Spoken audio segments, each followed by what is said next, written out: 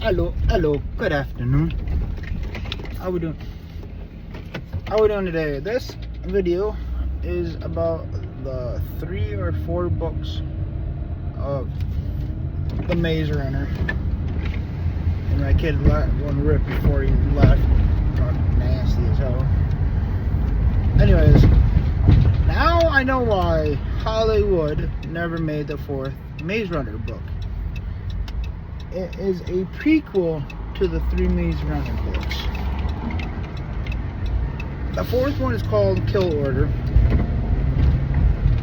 and that should have went first, but it came last. I don't know why, but it's a prequel. I've seen a lot of authors do it for some godly reason,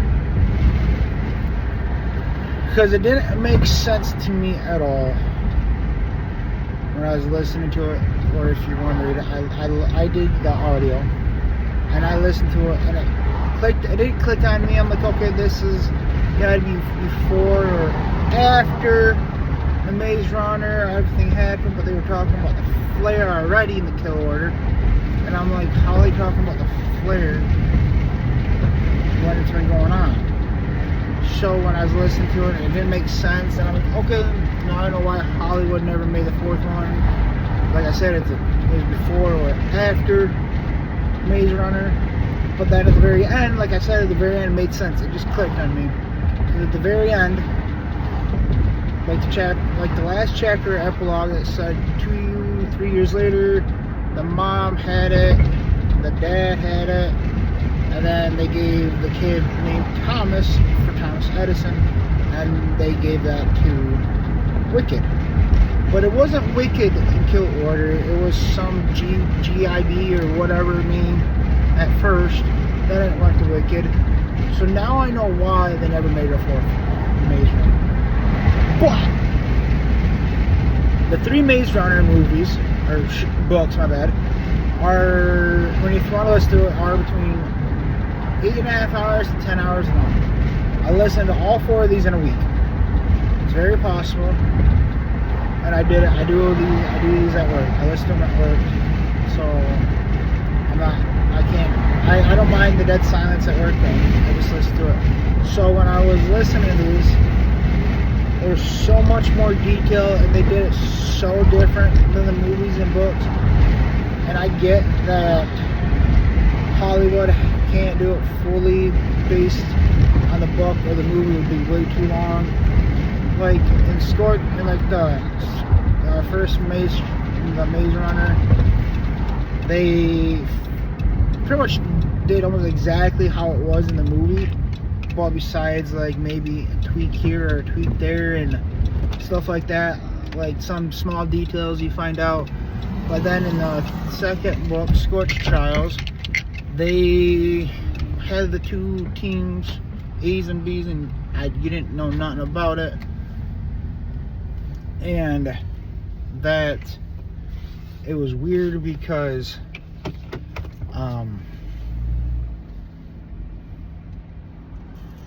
there was Group A and Group B, but they didn't talk about that in the movie. So Teresa was from Group B and figured out how everything went. And then they did different Scorched Trials. In the movie, Brenda was not part of Wicked. In the book, she was. I mean, I'm gonna give all 3 of them 5 out of 5 stars. The 4th one, I got 4 out of 5 because it was confusing to me and I didn't really realize it till the end. But then you got the Death Cure. It was so different than anything, and I'm gonna repeat myself on this, but I mean, they left a lot of details out. I mean, that's why I like books, because they put so much detail in things, and it was actually kind of cool.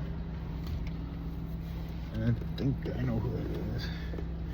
But yeah, I like the author. I like the books. I never read them until now, so it was a good book, that's for sure.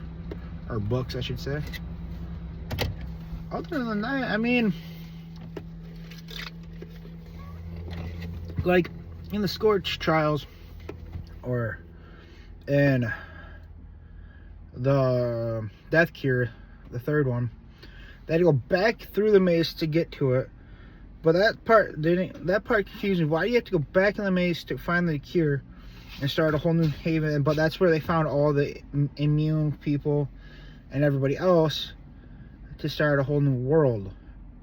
So you're pretty much trapped in a maze again to start the world for the cure. It's safe, but in the movie it was an island or whatever. I don't know. But and they went in more detail.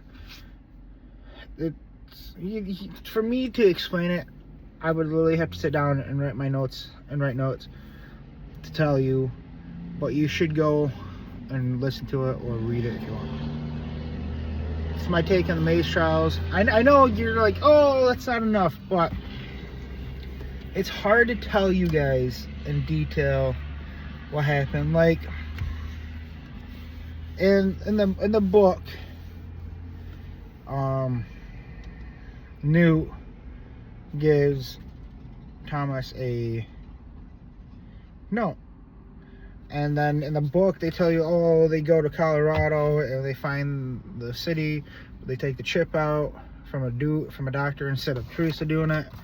And then Newt's changing, and he goes off to his own society. And then Thomas kills Newt instead of in the movie. Newt kills himself pretty much.